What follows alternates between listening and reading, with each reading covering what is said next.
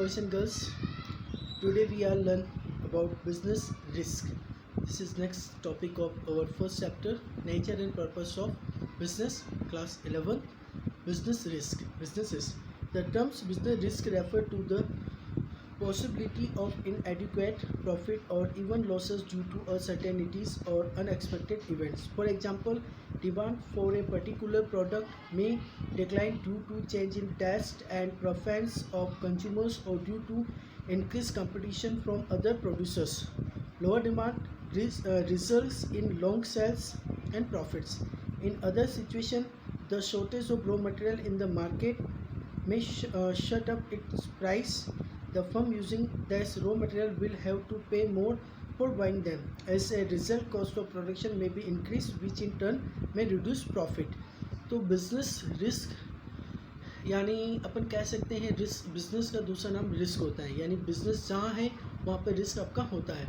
Risk एक तरह से अपनी अनसर्टेनिटी कंडीशन की वजह से होती है, जिसकी वजह से हमारा तो प्रॉफिट डाउन कम हो जाता है, लोअर प्रॉफिट हो जाता है या हमें लॉस भी हो सकता है. यह कई प्रकार की सिचुएशन पे डिपेंड करता है. जैसे पर्टिकुलर हम जो बिज़नेस कर रहे हैं या जो उसमें कंज्यूमर का टेस्ट चेंज हो गया हो या हमारा कोई कॉम्पिटिटर्स आ गया हो, जिसकी वजह से हमारे मार्केट में कंपटीशन बढ़ गया और उसकी वजह से हमारी प्रोडक्ट की सेल कम हो गई है या प्रोडक्ट की डिमांड हमारी कम हो गई है. तो इससे क्या होगा कि हमारी सेल लॉन्ग ड्यूरेशन चलेगी, हमारा प्रॉफिट भी हमें काफ़ी टाइम बाद प्रॉफिट अर्न होगा, क्योंकि हमारी डिमांड कम होगी है. तो हमारी डिमांड कम होने से हमें सेल्स भी कम होगी, तो हमारे पास जो प्रोडक्शन है उसे हम लंबे समय तक बेचना पड़ेगा और हमें प्रॉफिट भी काफ़ी लंबे समय में अर्न होगा. उसी प्रकार कुछ एक और कंडीशन होती है, जैसे मार्केट में रॉ मटेरियल की शॉर्टेज आ जाना.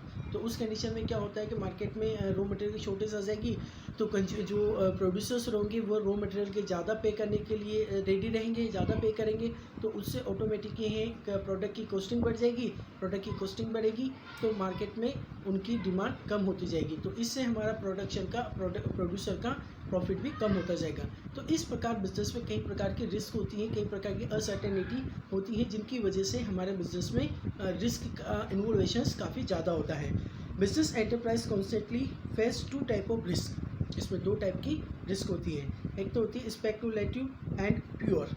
Speculative risk involve both the possibility of gain as well as the possibility of loss. तो स्पेकुलेटिव में प्रॉफिट होने का भी चांस रहता है, तो इसके साथ साथ आपको लॉस होने का चांस भी बना रहता है, यानी आपको प्रॉफिट भी हो सकता है और उसकी बजाय आपको लॉस भी हो सकता है.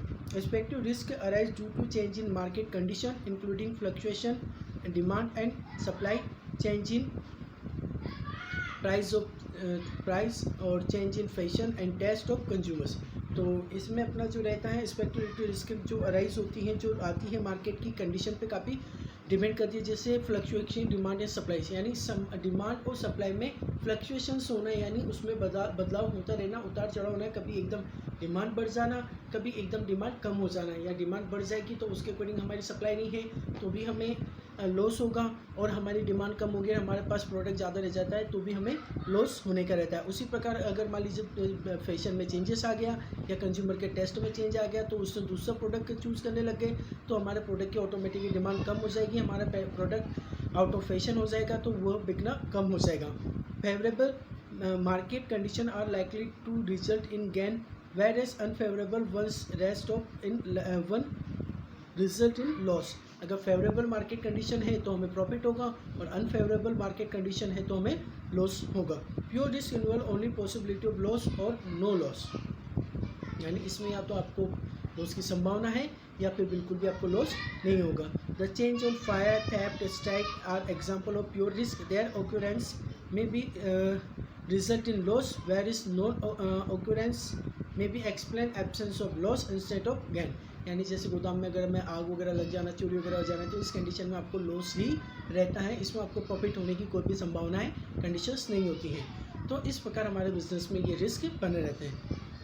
Next, nature of business risk. Business की रिस्क की क्या क्या नेचर्स है. First is business risk arise due to uncertainty, यानी बिजनेस में कुछ अनसर्टेनिटी की वजह से रिस्क अराइज होना, रिस्क आ जाना। जैसे uncertainty reference the lack of knowledge about what going on happen in the futures, यानी हमें यह पता नहीं कि फ्यूचर में क्या होगा, कितने ही हमारे पास नॉलेज हो, कितने ही हमें एक्सपीरियंस हो, तो भी हम इनके बारे में एक्सपेक्टेशन या उसके बारे में पहले से प्री प्लानिंग नहीं कर सकते कि फ्यूचर में हमारे साथ होने वाला क्या है।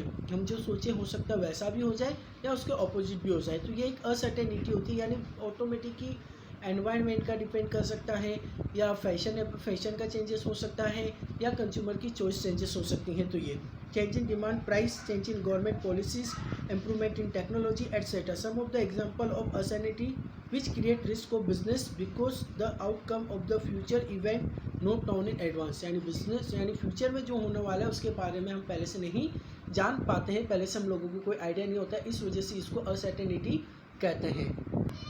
Next is risk is an essential part of every business. तो मैंने आप लोगों को बता ही दिया था कि बिज़नेस का दूसरा नाम रिस्क होता है। हर बिज़नेस में रिस्क इन्वॉल्व होता है। जितना ज़्यादा बिज़नेस में रिस्क रहेगा उतने ही ज़्यादा बिज़नेस में प्रॉफिट की भी अवेलेबिलिटी या प्रॉफिट की पॉसिबिलिटीज़ भी ज़्यादा होती हैं। लॉस की तो पॉसिबिलिटी है ही सही, लेकिन प्रॉफिट की पॉसिबिलिटीज़ भी होती हैं।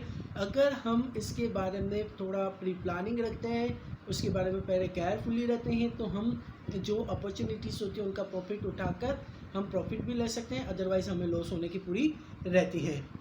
तो बिज़नेस तो है ही सही, उसको हम पहले से प्लानिंग करके रिस्क को कम कर सकते हैं, लेकिन उसको ख़त्म नहीं कर सकते हैं। Third is degree of risk depend main upon the nature and size of business. तो nature of business, type of goods and services produced and sold, and size of business, volume of production and scale. तो nature of business में तो आप किस प्रकार की goods और services का कर रहे हो उस पर भी डिपेंड करता है, और साइज में हो जाएगा कि आपका प्रोडक्शन का स्केल किसका है, लोअर स्केल का है या हाई स्केल का है। Are the main factor which determine the amount of risk is in a business. For example a business dealing in fashionable items ऐसे हाई डिग्री ऑफ रिस्क। अगर fashionable item आप deal कर रहे हो तो वहाँ पर रिस्क भी आपकी बहुत ज़्यादा है। अगर आपका फैशन आउट ऑफ फैशन हो गया तो ऑटोमेटिकली आपके मार्केट से डिमांड आपकी कम हो जाएगी, आपका प्रोडक्ट की मार्केट में डिमांड नहीं रहेगी तो आपको हो जाएगा। Similarly large scale business generally has a high risk then what a small scale has, यानी छोटे स्केल के बिजनेस से ज़्यादा बड़े स्केल के बिजनेस में भी काफ़ी रिस्क रहता है। Profit is the reward for risk taking, no risk no gain is an odds principle which apply to all type of business. Greater the risk involved in the business, higher is the chance of the profit, and entrepreneur undertake under the exceptions of higher profit. Profit is just the reward of risk, यानी आप किस हिसाब से आपके risk को handle करते हैं, उसको किस हिसाब से आप लेकर चलते हैं, उसी पर आपका डिपेंड करता है प्रॉफिटेबिलिटी। तो जहाँ पर जितना ज़्यादा रिस्क रहेगा वहीं पर आपकी प्रॉफिट की पॉसिबिलिटीज़ भी ज़्यादा रहती हैं। तो ये हमारे टाइप्स ऑफ रिस्क थे। नेचर ऑफ बिजनेस के हिसाब से अलग अलग रिस्क होते हैं। तो ये अपना इसका था, टॉपिक का था। और नेक्स्ट जो रहेंगे अपन उसके बारे में डिस्कस करेंगे, केसेस ऑफ बिजनेस रिस्क। तो केसेस ऑफ बिजनेस रिस्क में क्या रहता है, business risk arise due to a variety of cases which are classifies as follows. तो बिजनेस के रिस्क को कई अलग अलग उनकी जो वेराइटीज होती है उसके अकॉर्डिंग बांटा गया है। First is natural causes. Human being have a little control over natural climates like flood, earthquake,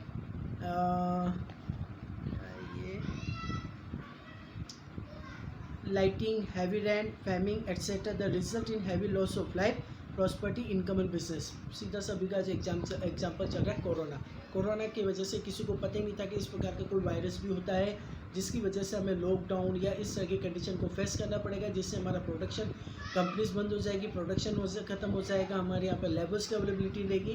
तो नेचर की जो अनसर्टेनिटी है उसको कंट्रोल करना किसी के बस में नहीं है, किसी के अंदर में नहीं होता है। Next human causes. Human causes include such as unexpected event like dishonesty, carelessness and neglect of employees, मतलब नेगलेक्ट करना, stoppage of work due to power failure, strikes, riots, management efficiency. तो जो इंसानों के द्वारा पैदा की जाती है रिस्क वो भी रहती है, जैसे हमारे मजदूर हड़ताल पे चले गए, ईमानदारी से काम नहीं किया उन्होंने, या हमारा जो भी उन्होंने जो वर्क को नेगलेक्ट करने लगे, वर्क को प्रॉपर तरीके से ध्यान देके अपना 100% देके नहीं किया गया, तो उससे भी बिजनेस में काफ़ी लॉस हो सकता है, वो भी रिस्क रहता है। Economic cases this include uncertainty relating to demand for goods, competition, price, collection of due from customers, change of technology or method of production, financial problems like rise in the interest rate for borrowing, levy of higher taxes also come under type of the cases as the result in higher unexpected cost of operation of business। तो economic में आपके सब आ जाता है, जैसे price का उतार चढ़ाव होना, कंपटीशन ज़्यादा होना मार्केट में, और जो कस्टमर्स वगैरह होता है उनका ज़्यादा ड्यू हो जाना, तो इस प्रकार या जो टैक्स रेट वगैरह उनमें चेंजेस हो जाना, तो इस प्रकार के सारे इकोनॉमिक केसेस में आते हैं। Other cases there are unforeseen event like political disturbance, mechanical failures such as the rusting of boiler, fluctuations in exchange rate which lead to possibility of business risk। यानी वही अपना पैसे मुद्रास्फीति जो कहते हैं ना कि भाई पैसे डॉलर वगैरह करेंसी वगैरह में उतार चढ़ाना, बाजार में मंदी वगैरह आ जाना, बाजार की जो शेयर मार्केट वगैरह गिर जाना, करना मिलना, तो इस प्रकार के हमारे ये अदर केसेस के रिस्क भी होते हैं। Okay guys, if you have any doubt तो freely discuss in our live class। Okay, thank you।